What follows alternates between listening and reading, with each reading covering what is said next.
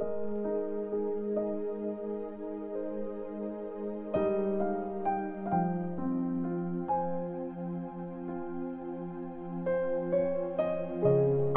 chapter 4. Dinala sina Peter at John sa harap ng council.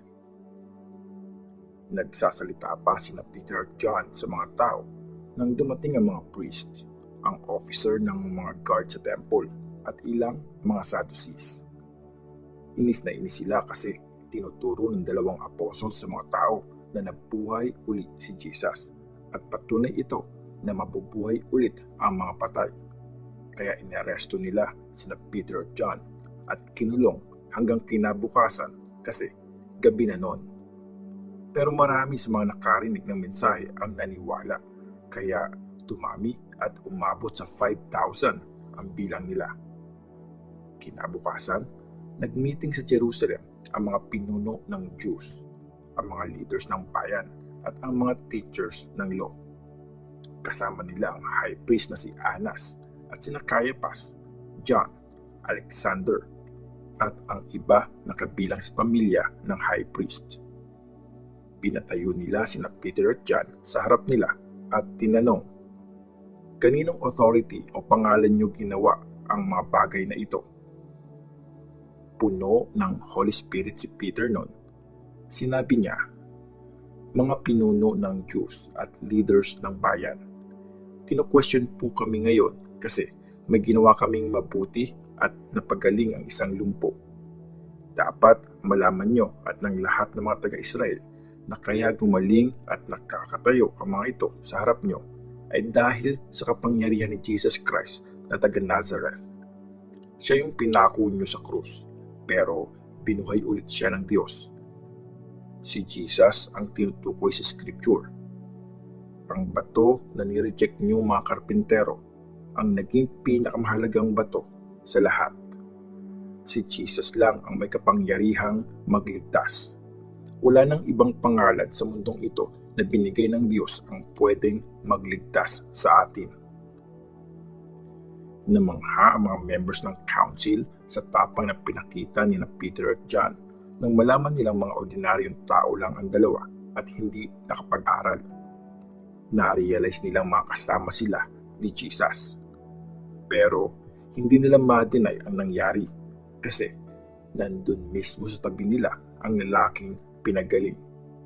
Kaya pinaalis nila ang dalawang apostles sa council room at saka sila nag-usap. Anong gagawin natin sa dalawang to?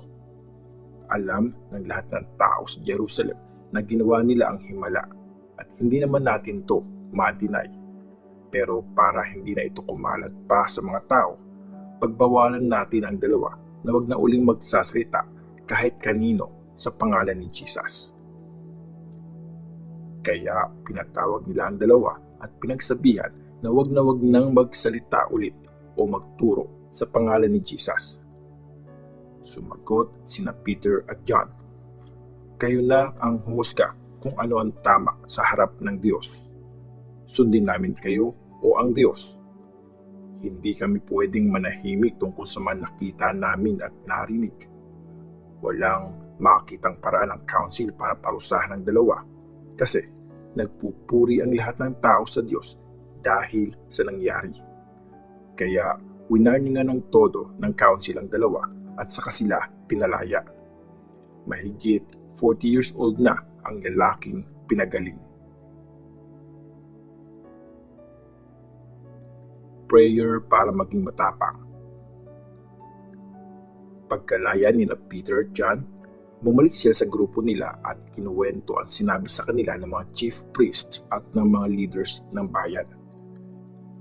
Nang marinig nila to, sama-sama sila nag-pray sa Diyos at sinabi, "Dakilang Panginoon na lumikha ng langit at lupa, pati ng dagat at lahat ng nandun, sa tulong ng Holy Spirit, ginamit mo ang ancestor naming si David na lingkod mo para sabihin ito. Bakit galit na galit ang mga Gentiles? Bakit nagplano ang mga tao ng mga walang kwentang bagay? Naghanda ang mga hari sa mundo para lumaban at nagsama-sama ang mga leaders laban sa Panginoon at sa pinili niya. Sa city na ito mismo nagkita sina Herod at Pontius Pilate kasama ng mga Gentiles at mga taga-Israel laban kay Jesus, ang banal mong lingkod na pinili mo. Nagsama-sama sila para gawin ang mga bagay na mangyayari ayon sa kapangyarihan at kalooban mo.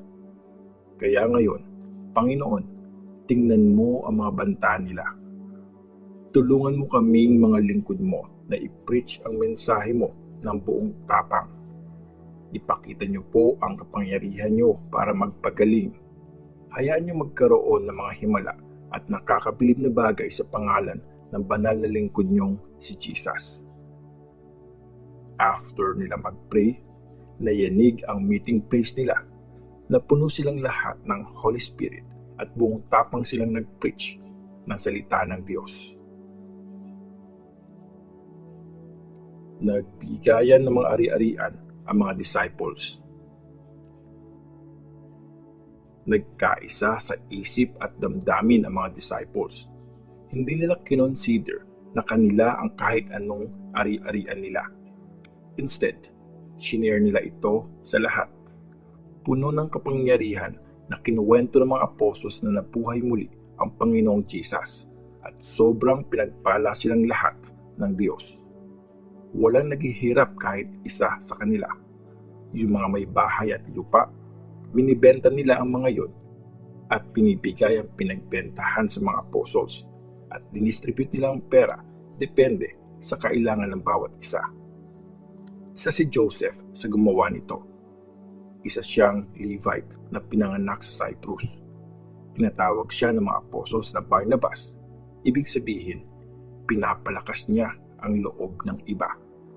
Nagbenta siya ng lupa at pinagkatiwala niya sa mga apostles ang pera.